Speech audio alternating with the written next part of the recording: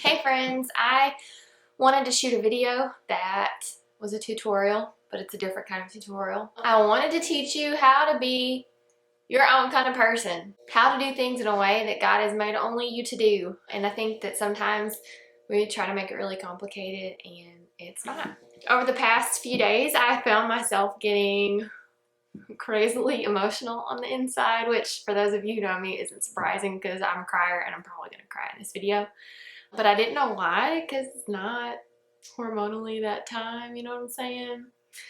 But thanks to my introverted ways, I love to be alone and I love for my house to be quiet so I can process things and think. And I've just felt this overwhelming sensation creeping up on me, and with my kids not obeying and feeling very overwhelmed, like even the slightest touch, like somebody just saying mommy mommy and their hand on me or pulling on my clothes or holding onto my leg, it feels like that instant touch just sucks all of the life out of me. Like, I don't know.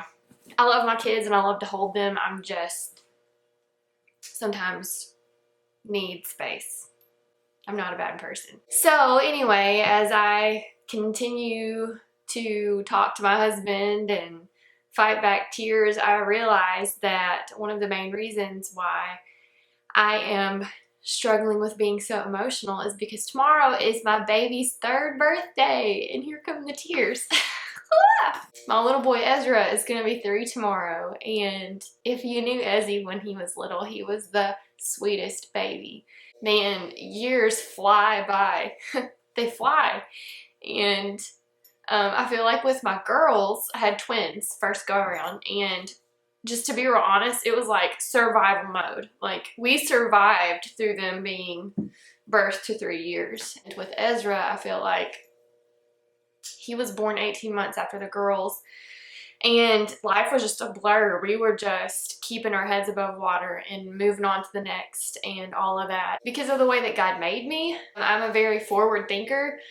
I like to plan ahead and be prepared and think about the future a lot. And that also plays into the fact that I'm a Christian and I know where my hope lies. My hope is in heaven. So I'm always looking forward to heaven. I'm always looking forward. But I also have been made in a way where I haven't always been passionate about being a mom. Like, that hasn't been my whole life, just waiting to be a mom. And I hope that my words do not cause offense on any behalf of anyone out there. Just sharing the way that the Lord has knitted me on the inside. But I do love being a mom, and it is a huge privilege and a huge honor, and I want to be a good steward of my children. And if you were at my house sitting here on this couch with me drinking coffee, I would be saying the same thing and crying to you just like this. My friends can testify to that. But I have dreams and passions and desires that have lived long before any relationship has, that lived long before my marriage and long before my kids came along, that the Lord has been doing in me. I'm passionate about worship and believers expressing God's worth through song and doing that together as a church and doing it right and doing it biblically and doing it passionately and in a way that's real and authentic, according to how God has made you. So I dream about those things. I also have entrepreneurship in my blood. If you know my dad or my aunt or a number of other people in my family, they have owned their own businesses, and I'm actually not on the verge, I'm doing it. If you haven't seen the subtle changes over the past few months with LuxWise content, you wouldn't know that we have turned LuxWise into a small business. We have our LLC license and are moving forward with consultations as a small business effort.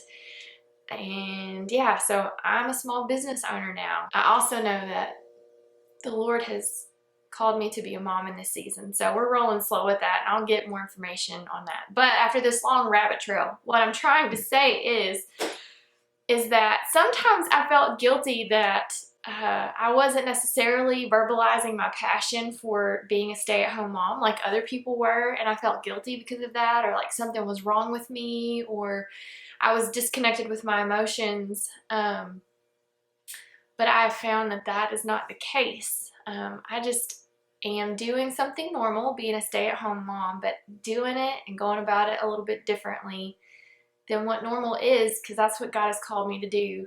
And I found that the challenge is that when God calls you to do stuff, you really want other people's approval, and you really want people to like give you the thumbs up and say, yeah, what you're doing is great. But what he calls you to do sometimes goes against norms. And that's where I'm finding myself. He's called me to be a stay-at-home mom that also is pursuing interests outside the home, and that might cause red flags for some people, but I know that he's calling me to do it, and I'm gonna do it and execute it in a way that may not be normal. It might raise some eyebrows to other people, but I hope and I pray that I will walk obediently in that.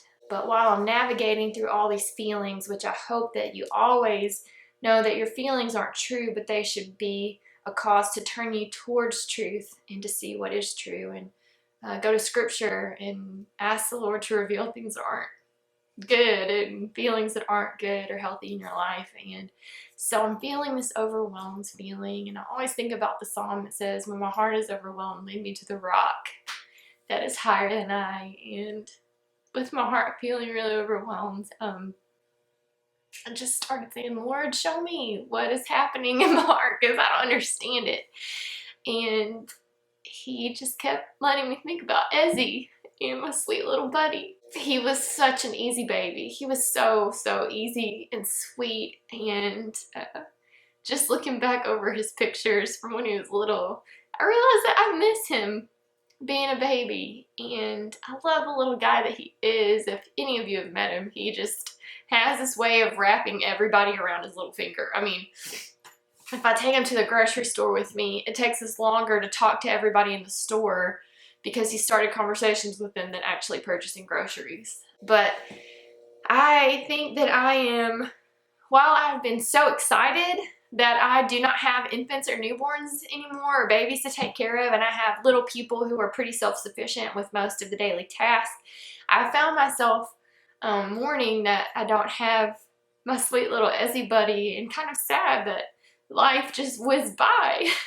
And also super heavy-hearted because just as those memories are only in my head and I can't live those out anymore, I think about friends who have been on the cusp of being able to almost have their dreams of children tangibly realized, and then losing a child with miscarriages and stillbirths. And my heart is so heavy for my mom friends who've experienced that. And I think in moving on with life, I still mourn their losses as well. So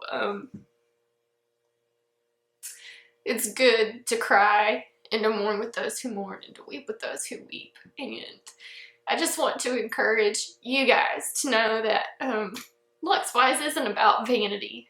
It's about real things. And that's why I feel like God has called me to this venture and to this business, to use it as a platform to share real life and to share his amazing grace, that we're all walking through good seasons and bad seasons and hard seasons. And I wanted to share a little bit of my heart with you so that you can know that I'm real, and I care about you and what you're going through. And I wanted you to see that there's still hope, that even though life changes a lot and things pass you by quicker than you had anticipated, or in ways that you would have rather not had to have lived them out, that God has purpose in it. And it's a good purpose. You know that you can trust his purpose because his ways are higher than our ways, and his thoughts are not our thoughts, and he's God and we're not. And I hope that you feel like this is just a big hug from me to you. If you were sitting on my couch, I would hold your hand or hug you, and we might cry together and then laugh together and then drink our coffee and then go about our day. So if you haven't had a chance to sit down with a friend and chat, then consider this your little outlet, the time that you took to sit down and chat with a friend, and to know that how to be a friend however God made you to be a friend. This is a tutorial on how to be a good friend, how to be a good mom. You do it however God has called you to, and even if it doesn't look like the norm, it's okay, because he still has purpose in it. I hope that you guys find the hope in that and take heart, because Greater is he that is in me than he that is in the world, and we should not fear because he has overcome the world. Much love from my little scraggly heart to yours, and I look forward to doing 2016 with all of you. Thanks for watching, you guys. See ya.